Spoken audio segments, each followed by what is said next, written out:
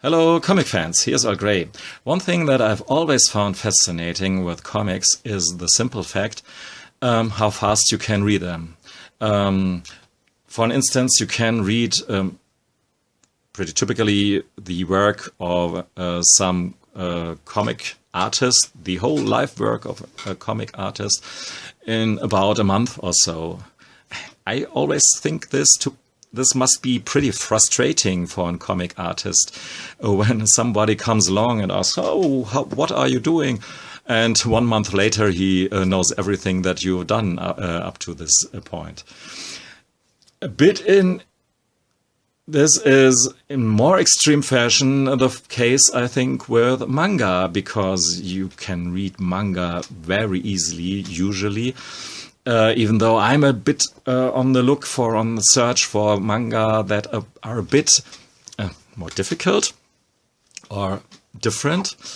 Anyhow, still I don't know exactly what I make out of the work of Junji Ito for myself, how I see his comics. For instance, the first time I came around Uzumaki, his famous comic about spirals, I guess it's still Junji Ito's most famous comic, where spirals infect, so to speak, a little coastal village in Japan, and a lot of gruesome stuff happens. And just this as a warning, if you're very sensible to body horror and stuff, you should switch this video off pretty quick, because Junji Ito is a master in terms of body horror, showcasing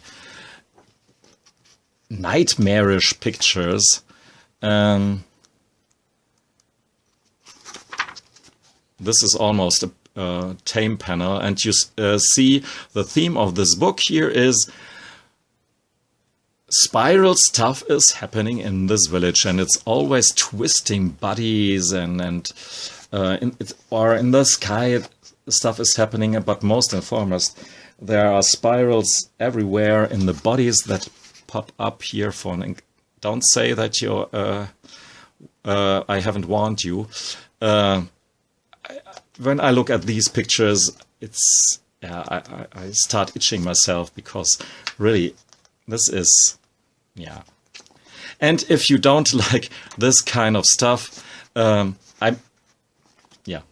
Junji Ito is nothing for you, because in a way these panels, as much as I found them gross, they fascinate me, to be honest. There's a thing where we have this hard skin, and it's still, how should I call it, a sensation if someone is able to give you some goosebumps in a bad way, but he gives me this stuff here. And when people develop some snail house on their back here, and it's drawn in every detail, I'm just starting scratching myself. So you can see, maybe it's not the best and most beautiful experience Junji Ito gives you, but he gives you some experience for sure. So, in the first time when I read Uzumaki, I found this pretty repetitive, and I think there's some evidence in one of my videos that I made before. Actually, I even sold my first book on eBay. But afterwards, when I was in a search for different manga, always the name Junji Ito popped up, and I thought, hey, you should give this book a second chance. And it reads better in the second time. For me, it was the case when I was over this horror stuff and could see that there are some interesting characters and interesting story ideas and so on. It was enough actually to make me looking out to go and search his other books not much searching to do. I guess they're all over there and they're pretty easily available. And in these beautiful hardcovers, which is some extra incentive for me to get these books. Tomie is, I guess, his first series that he started, or one of the first series, which is very easily to see because it's not the refined Junji Ito that we know and love, and sometimes it's maybe even too formulaic today with his comics. This is much more, looks pretty European in places, sometimes even like Guido Crepax or somebody, and this places a bit clumsy storytelling, just in comparison to the refined later works of him. But yeah, this comparison to Guido Crepax, who I love with my whole heart and soul, yeah, this makes these first stories here maybe the best stories in the whole book here. An amazing panel layout sometimes. Tomie is about a girl who can't die, and men love her so much that they wound up eventually and want to kill her. They love her to death in a way, and she's a mean person, and mean femme fatale who knows she can't die, and she already knows how the story will end, and the man fell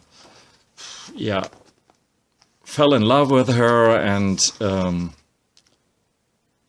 that's pretty much the end of their own life, because they end as a killer, and she always will survive. And there's not just a bit misogynistic undertone in this comic here. This is pretty misogynistic. I mean, I love these femme fatale tropes from movies from the 20s with Marlene Dietrich or something like this. And these comparisons really make this comic enjoyable for me, and it's very beautifully drawn, and our main character gets more beautiful with each story. And again, we have the contrast between the horror and the beauty of the main star, the main protagonist, in contrast to her dark and mean insides, of course, character, so to speak. So, talking about misogynistic and horror, Gyo is maybe the peak of these two tropes here. The idea is pretty fascinating. Alien parasite, an exoskeleton, parasitic exoskeleton,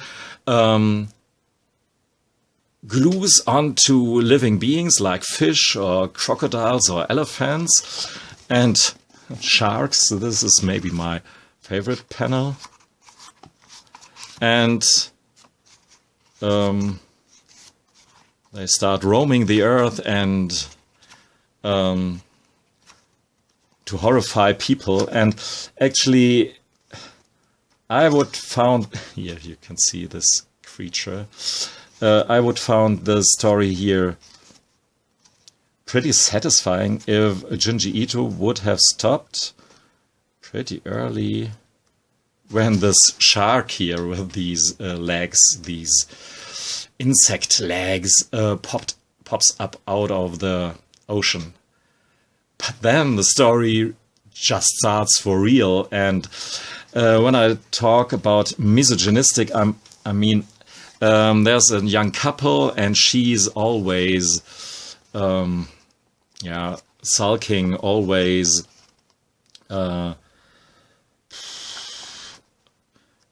annoying. She's a pretty annoying girl, and almost as to punish her, she's one of the first victims in terms of humans that is caught by these strange alien beings. And in the end, here's just an arm of one other. And you can see there are lots of possibilities to create gruesome panels out of this simple idea. And that's Junji Ito in a nutshell for you. Having a simple, very very basic idea, but riffing this basic idea, no pun intended, to death. And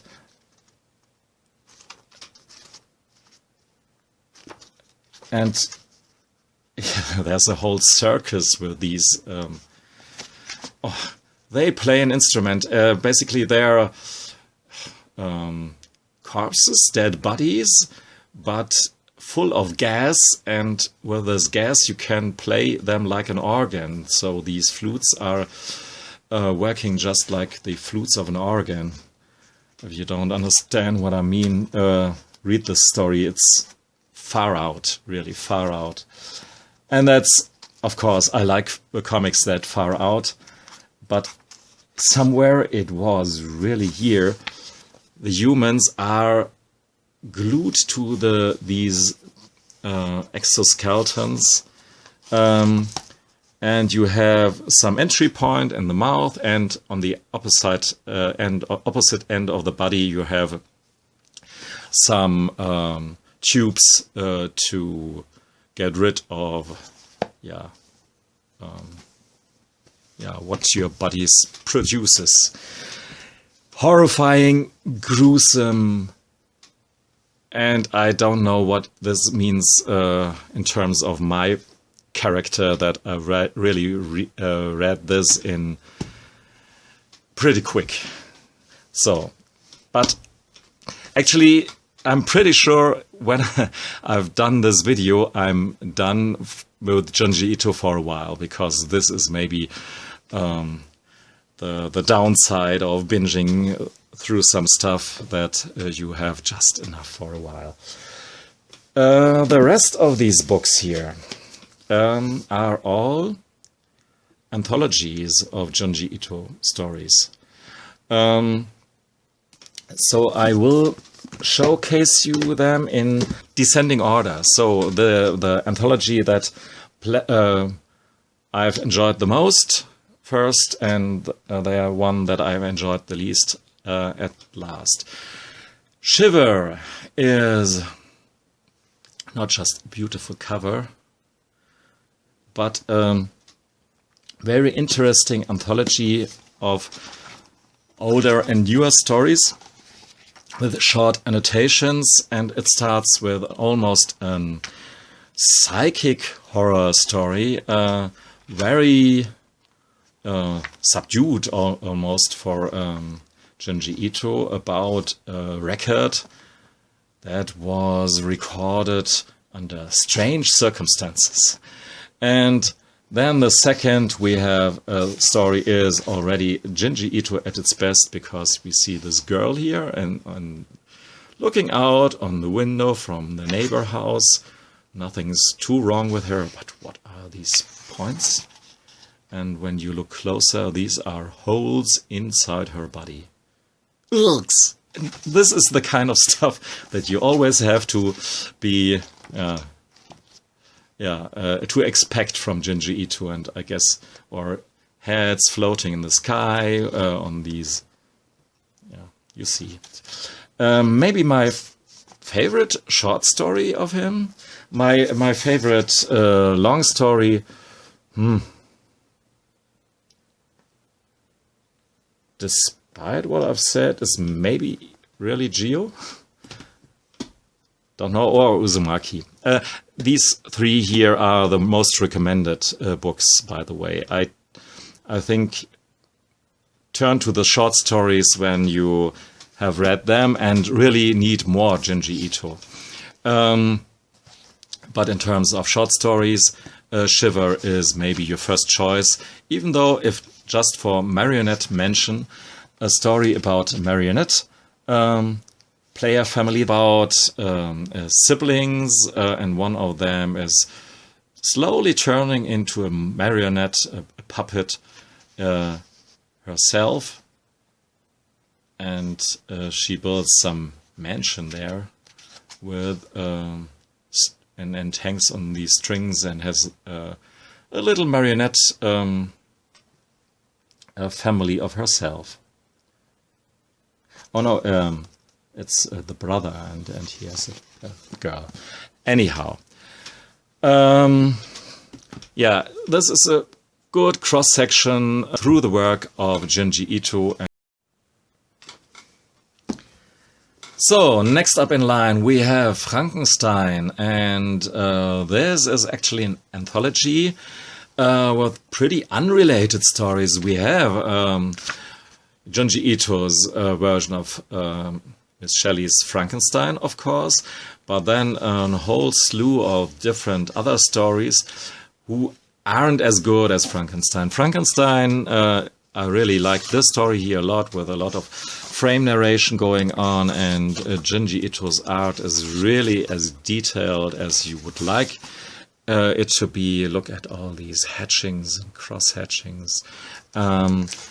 This is pretty unusual for a mangaka, I think. And the faces, he draws always a bit more detail into the faces, and keeps a bit more away from the usual manga tropey faces, which I dig a lot. And for me, it's actually pretty essential that he does so. And yeah, this is a very good Frankenstein story as far as I can tell. I mean, I only know that old movie, you know, where this Frankenstein is put together and lives his short and miserable life. And somehow this definitely works here. I'm not so sure about the other stories here in this book. This is still Frankenstein, this is not. Especially we have a series about stories about this guy. And Junji Ito is always the best when his idea is very, as I said it, very simple, and he riffs on this easy idea. And somehow I don't get the idea about this boy here. In the beginning, I thought he always kills schoolmates that are looking better than him because he is jealous about their success with the ladies, with the girls in the class.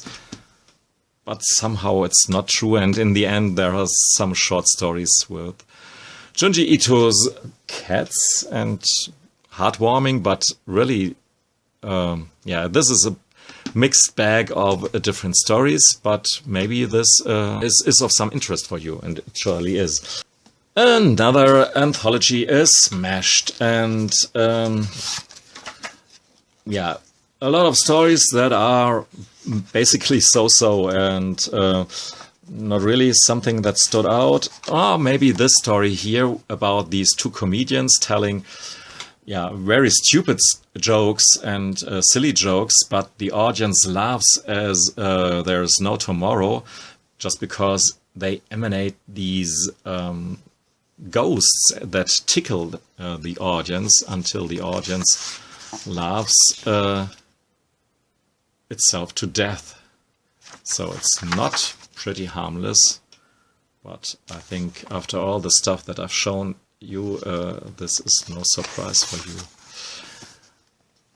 So, but I would say maybe this book here is more for the Junji Ito completist, and you can see you are rewarded big time with very detailed horror manga in, yeah, it's really, the story here is pretty stupid, but when I look at these pages, I really like what I see.